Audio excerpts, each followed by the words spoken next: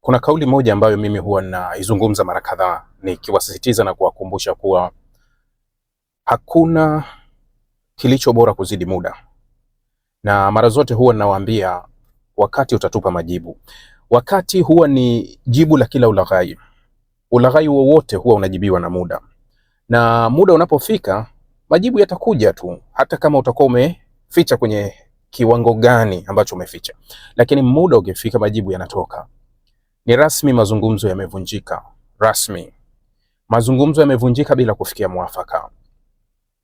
Makamu wa rais wa Marekani Bwana Vance akizungumza na vyombo vya habari pale Pakistani kabla ya kuondoka, anasema kuwa tumeshindwa kufikia makubaliano kutokana na Irani kubaki walipobaki. Hii ni hasara sana kwa Irani na sio kwa Marekani. Tunaondoka na tutarajii kama tutakaa tena hivi karibuni kuzungumza. Usizungumze ukamaliza. Usizungumze ukamaliza. Ukichukua kauli ya Vance ni kama vile kuwa uhitaji wa mazungumzo ulikuwa wa Irani. Kwa kauli yake ukimchukua kuwa uhitaji ulikuwa ni wa Irani, sio wao.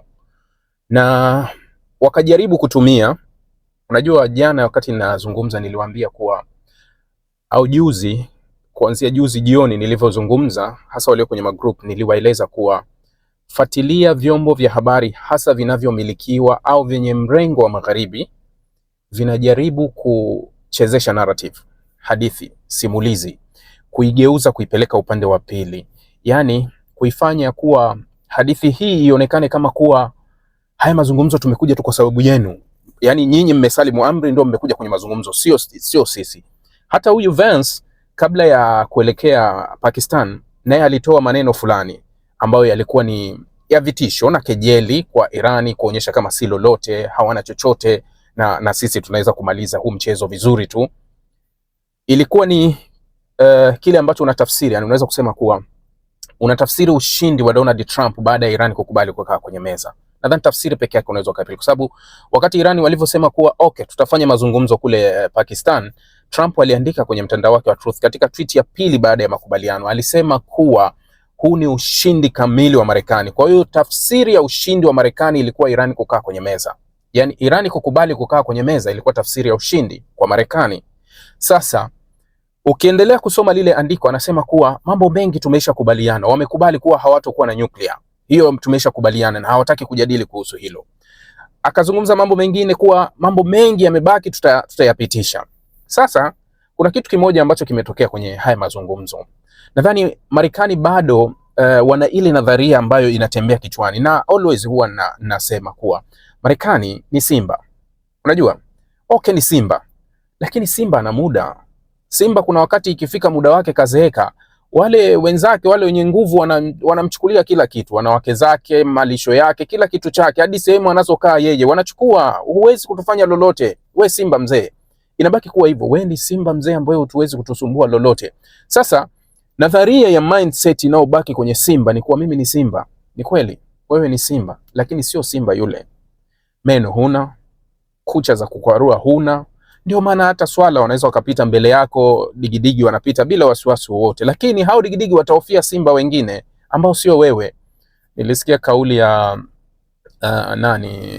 kipindi cha nyuma hapa kidogo, kauli ya Afande Sele. Anasema Marekani ni bouncer wa zamani.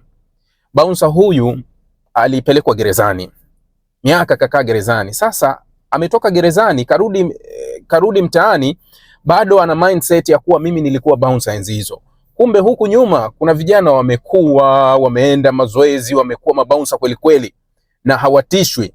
Sasa yeye kabaki tuna ile mindset kuwa mimi ni bouncer. Sasa kweli wewe ni bouncer, wewe unakuwa ni bouncer wa zamani, lakini sio hivi sasa. Sasa kuna kitu kimoja ambacho Marekani walikichezesha, na hii rudi nyuma kwenye kauli za Donald Trump, utachukua kuwa wanataka kuzungumza, wameniomba tuzungumze, sijui nini, zile kauli zile. Trump huwa ana mindset ya kibusiness, huwa anapenda kumaliza masuala kwa business, kwa kujaribu kumaliza vitu kwa shortcut. Ile unajua ile nadharia ya biashara, kwa unauza bigeni, nauza 1,20,000, 1,10,000, funga biashara, leta, nipe kadi yako, kila kitu. Ile ni akili ya kibiashara ambao sasa Trump huwa anapenda sana kutembea nayo. Kwa hiyo huwa anajaribu sana kumaliza matatizo kwa shortcut. Yani anaamua kupiga shortcut amalize matatizo. Sasa kwa akili yake kwa mzozo wa 40 days na kile kilichotokea ndani ya Irani, akili yake ilikuwa inasoma kuwa kwa hali walionayo Irani, ukiwaweka kwenye meza watakubaliana na sharti lolote. Ukiwaweka kwenye meza, ndio maana alitangaza ushindi baada ya Irani kukubali kukaa kwenye meza. Kumbe wale wana akili timamu na wana malengo yao. Fikiria kitu kimoja, kuwa Marekani alikubaliana na kuketi kwenye meza na Iran katika masharti ya Iran, sio vifungu vya Marekani. Yaani masharti ya Irani ndio yalikubaliwa, wakasema kuwa huu ndio msingi wa mazungumzo. Huu ndio msingi wa mazungumzo. Na hayo ndio yaliyopelekwa, na kwa andiko lake Donald Trump alithibitisha hilo, kuwa msingi wa mazungumzo utakuwa ni ajenda 10 za Irani, sio ajenda zao. Wamefika kwenye meza, akaleta ajenda zake 15 zile zile, akazirudisha mezani kuwa tutajadili kupitia hapa. Akamwambia hii sio ajenda. Hii sisi tulishaikataa kuanzia mwanzo, kwa sababu ulitutisha utatushambulia, sisi tukakataa. Ulitutisha nini? Hii haifanyi kazi kwetu. Sasa Marekani alienda mezani kutafuta ushindi ambao ameshindwa kuupata kwa kutumia nguvu za kijeshi, kwa sababu kaenda na madai yale yale yaliyoingiza kwenye vita, karudi nayo yale yale. Tunataka mpango wa nyuklia ufutwe kabisa, tunataka makombora yako yazuli. Sasa haya tulisha yajadili mwanzo, tukashindwa kufikia makubaliano haya, ndio sababu tuliingia kwenye vita. Sasa ukija tena hapa unaniletea hivi vitu ambavyo mimi nilishavikataa, hiyo haliwezekani. Yani haiwezekani. Kwa hiyo Marekani kafikia kugonga ukuta kwa hapo, kuwa hawa jamaa wamekataa na sisi tunaondoka na hii ni juu yao. Lakini kabla ya hili, Donald Trump alivyokuwa kwenye ukumbi wa starehe kule, nadhani kuna interview alizungumza, akapiga style ya bwana Mandonga, akasema kuwa haijalishi matokeo ya mwisho. Yani asema haijalishi matokeo ya mwisho watayozungumza kwenye huo mkutano, wamekubali wamekataa, isipokuwa sisi hatuwezi kurejea kwenye vita. Alizungumza vile kuwa sisi tumeshamaliza na sisi tumeshashinda.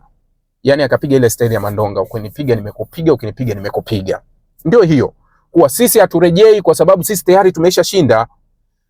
Sasa kama tayari umeshinda, yani kuwa matokeo ya huku unayo, ya huku huna sababu nayo. Yani ndio alikusudia kusema. Na ndio maana mpaka muda huu ninazungumza na wewe, hatujaona tisho jingine lolote, ima hata wakati JD Vance anaongea kuhusu kuwa tunarudi kwa nguvu ya ziada kuendesha vita, au Donald Trump kupitia andiko lake la mtandao wa Truth ambao ndio mara nyingi analitumia kama main source, kuwa hajaandika andiko lolote la kusema kuwa tunarejea kwenye vita moja kwa moja. Wakati huo huo waziri wa kigeni wa Pakistan akawa amewaomba pande zote, hebu shikilieni hii ceasefire ya wiki 2 alafu tujaribu kutathmini vitu vitakuwaje.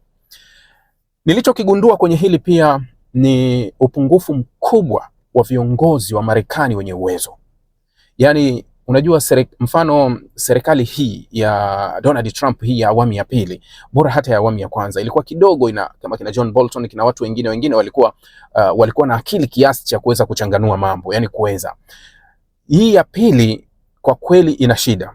Kuna shida ya viongozi wenye uwezo wa kujenga hoja, viongozi wenye uwezo wa kufuatilia mambo. Hebu fikiria kitu kimoja, kuwa mmekwenda kwenye mazungumzo ya saa 21, makamu wa rais anatoa taarifa. This is not diplomatic. Yani huyu sio mwanadiplomasia hata kidogo, JD Vance. Yani hana kabisa sifa ya diplomatic. Unakwenda kwenye mazungumzo ya saa 21, mazungumzo ambayo ndani yake kuna vipengele vipya 2 au 3, vipya kabisa, vipya 3. Mfano, umiliki wa Hormuz ambao ndio imeleta utata sana. Marekani, Iran walisema ni lazima umiliki wake wa Hormuz utambuliwe na watabaki kuishikia Hormuz na watachaji fee. Hilo likawa limejaribu mabadiliko ya kikanda, sera za kikanda, yani kuhusu uhusiano wa Iran na washirika wake wa kikanda. Haya ni masuala ambayo yamekuwa ni mapya katika kipindi hiki. Irani inataka kulipwa fidia na kufungua kwa mali za Irani ambazo zilikuwa zinashikiliwa kwenye mabenki mengi, hasa mabenki ya Qatar. Pia kuna fedha za Irani zimekuwa zikishikiliwa kule. Hili la fedha awali Marekani alikuwa akakubali, lakini baadaye wakasema hatujakubali. Lakini baadaye tena taarifa zikaonekana Marekani alikuwa amekubali kufungua, lakini kulikuwa kuna swala la kulift sanctions zote za Irani ili Irani waweze kurudi kwenye njia yake. Sasa unajadili mambo mazito mengi.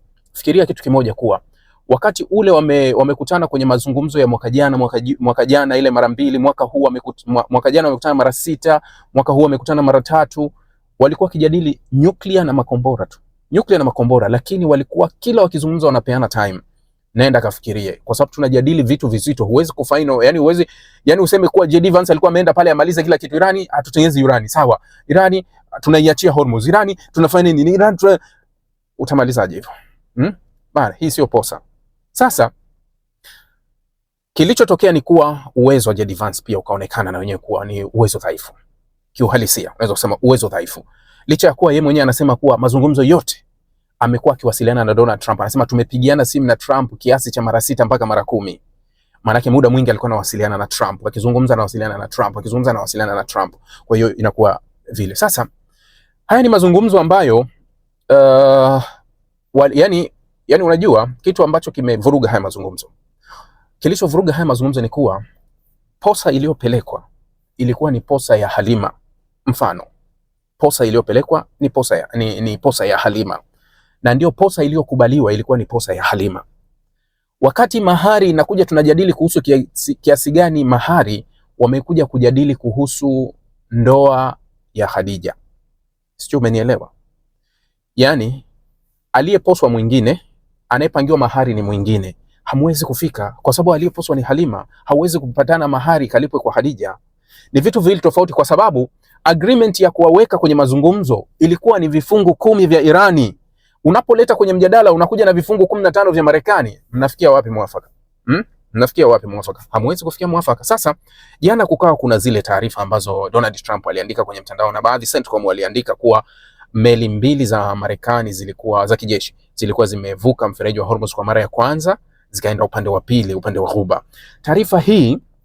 Taarifa hii ilijibiwa na IRGC, na tangazo lilitoka awali. Kulikuwa kuna meli, na wao wakathibitisha kuwa kulikuwa kuna meli za kijeshi za Marekani ambazo zilikuwa zinatoka Fujairah, zinataka zivuke Strait of Hormuz kuelekea upande wa pili UAE na nchi zingine kule. Likatolewa tangazo na IRGC kuwa marufuku kwa meli yoyote ya kijeshi kuvuka hapo, na wakatoa 30 minutes, yani nusu saa, kuwa kama meli watataka kuvuka basi wataishambulia, yani ukitaka kuvuka wataipiga. Na haraka zile meli zikarejea upande wa pili wa Fujairah, lakini taarifa ya Marekani ikaonekana kama kuna meli zilikuwa zimevuka. Unajua hii taarifa ni kama ile ambayo ilitolewa wakati wa vita, wakasema kuwa tayari vikosi vya Marekani viko kwenye ardhi ya Irani. Walivyobanwa sana wakasema hamna, hatujaingiza kikosi chochote chini, au ground invasion, hatujafanya kitu chochote. Kwa hiyo sasa ni kuwa mazungumzo hayajafikia mwafaka. Sawa. Kama kuna mtu ana kumbukumbu vizuri, nadhani siku 2-3 nimezungumza mimi kwa nini haya mazungumzo ni vigumu sana kufikia mwafaka, kwa sababu mara kadhaa nimekuwa nikiwaambia kuwa kama yangekuwa ni madai, kama haya yangekuwa ni madai yangekuwa ni madai ya Marekani, au yangekuwa ni mazungumzo kati ya Marekani na Israeli, au tuseme yangekuwa mazungumzo kati ya Iran na Marekani, basi mwafaka wangefikia mapema sana. Shida iliyopo ni kuwa haya si madai ya Marekani. Shida ni hiyo, haya si madai ya Marekani, isipokuwa hizi ni ajenda za Israeli. Nimewaambia hivi, hata kama Irani wangesema hivi, sawa, tunaondoa urani zetu, kitu ambacho Marekani walikuwa wanataka urani zile zichukuliwe, yani wanaomba zile urani Marekani wazichukue. Sasa tayari mlishataka, tukapigana, tukagoma, hatuweze. Leo utazichukua kwa njia gani? Kuwa mmetupiga sana, au tumeishiwa mpaka tuamue kuachia kila kitu? Ni kitu ambacho hakiwezekani. So hata kama ingefikia vile Iran akasema okay, tunaacha kurutubisha, enrichment yetu inashuka kwenda 0, tuseme it's okay, tunafanya hivyo, halafu makombora yetu tunayafungia ndani, tunabaki tulivyo, bado Israeli hawezi kuridhika. Hawezi. Israeli yeye cha kwake ambacho kitampa uhakika wa kile anachokitaka ni regime change ndani ya Iran. Apachike mtu wake anayemtaka, wawe wanamcontrol. Hilo ndio Israeli wanataka, lakini sio haya ambayo yote. Kwa hiyo hapawezekani kwa makubaliano yoyote, isipokuwa hawa ambao wako blackmail ya files ya absence wanasukumwa sasa na kile ambacho kulipa, unalipa fidia kile ulikitumia. Yani ukiwatazama viongozi wa Marekani kwa sasa, kwa sababu wengi hawa ni AIPAC lobbying. Yani AIPAC lobbying ni wale watu ambao wameshakula pesa. Yani wewe umeshakula pesa ya tajiri, sasa kazi utaifanya tu. Uwe huna pesa, uwe huna nauli ya kufika site, utakwenda. Ndio kinachotokea tu kwa hawa wote. Yani naweza nikasema unajua kama serikali kama wa Republican, 95% ya viongozi wa Republican ni AIPAC lobbying, tena wa right wing. Yani hawa ni wale wameomilikiwa na mashirika ya kizayuni ya Marekani, yale tayari wameshakula pesa. na pesa walikula kwa sababu waliahidi kuwa wataitumikia. Sasa mara hii wewe angalia kitu kimoja kinachokwenda sasa hivi ni kuwa vita hii imeonyesha ishara kubwa sana ya kupoteza maslahi ya Marekani. Maslahi ya Marekani kwa kiwango kikubwa. Lakini bado Israeli wanaishinikiza Marekani kuwa iendelee na kupambana na hili. Hali ya kuwa Marekani inazidi kupoteza. Yaani Marekani kadri inavyokaa ndio inazidi kupoteza. Lakini Israeli hawajali anguko la Marekani, wao wanachojali ni mustakbali wao. Sio Marekani inakwenda wakati gani. Yaani haiwaonyeshi kuwastua kuwa hebu turudi tujipange, labda bara nyingine tunaweza tukarudi tukasaidiana. No, wao hawajali. Wao wanachojali ni kutimiziwa mahitaji yao, kwa sababu kama wanaweza kumpushi Irani na wangefanikiwa kumpushi Irani, kazi ingekuwa ndogo sana kuipushi. Ilikuwa kumpushi Uturuki tu, na Uturuki wangesaidiana tu na Marekani kumpushi Uturuki. Uturuki ni mwepesi kuzidi Irani, wangeondoka naye tu kwa sababu ni rahisi kudili naye. Wangedili naye kwa sababu wangempiga masanction, wangemfanya nini kwa kupitia Marekani na kila kitu ingefanya vile. Halafu baada ya pale Israel wangejitangaza kuwa wao ni wababe. Haijalishi Pakistani iko mbali, manake huwezi kusema kwa Pakistani, lakini eneo wanalolitaka wao kulidrive ni eneo ambalo Irani anakuwa amekaribiana nao sana ukilinganisha kidogo na Pakistani ambaye kasogea pembeni. Ni eneo ambalo Irani analisogelea sana na Israel ndo analitaka. Kwa hiyo hapa ilikuwa ni rahisi kuingiza. Yani hapa ni rahisi kufanya kile ambacho wanachokiona. Sasa Israeli hawajali anguko la Marekani, lakini wanachojali ni kutimiza malengo yao. Sasa lini nimewauliza mara kadhaa kuwa ni wakati gani tena itatokea tena kwa Israeli tena kuja kushawishi rais mwingine tena wa Marekani ambaye akasogeza askari wengi kama hawa hivi sasa na kuamua kuingia kwenye vita moja kwa moja? Ni nani? Kamsikilize John Kerry alichokisema, ambaye amewahi kuwa waziri wa mambo ya nje hapo nyuma. Alisema kuwa Netanyahu alimfuata Obama, alimfuata sijui Bush, alimfuata sijui huyu Biden. Wote hawa viongozi waliopita Netanyahu alishawafuata kuwashawishi hili, twendeni tukaipiga Iran, twendeni tukaipiga Iran, wote walikataa. Sasa hii ni fursa ambayo nilimsikia seneta mmoja wa Marekani anasema Netanyahu ameitafuta kwa miaka 40 na wamekuja wakampata mmoja ambaye ni Donald Trump, ambaye walimtengeneza kuanzia nyuma, wakamblackmail kwenye Epstein, wakajua kupitia Epstein tutamtengeneza, ataingia sawa na tutamuweka. Kwa hiyo akanasa kwenye faili za Epstein na wakataka kumtumia kutimiza malengo yao, lakini malengo yamefeli. Yani huo ndio ukweli. Sasa tusubiri maamuzi ya pili kuwa ni maamuzi gani, kuwa wanarejea moja kwa moja kwenye battle au wanakaa wakati gani, kwa sababu hatujasikia tena mpaka muda huu nazungumza na wewe, bado hatujasikia kauli za Trump. Sasa tutawashambulia kutokea wapi? Tutawapiga kama vile hamjawahi kushuhudia? Tusubiri tuone nini kitachotokea, au watarudi tena kuwalenga viongozi waliofanya mazungumzo, kuwaua ili wakose kabisa wa kuzungumza nao na kazi iwe moja, jeshi tu linafanya kazi. Jamani, hii ndio hali halisi. Mazungumzo yamevunjika na hakuna walichofikia, kwa sababu walienda na lengo jingine lililokuwa kwenye mazungumzo. Marekani akapachika ya kwake anayoyataka. Kwa hiyo mazungumzo yamevunjika na hatujui hatima ya hii kitakuwa nini. Asanteni na niwatakie weekend njema. Shukrani sana.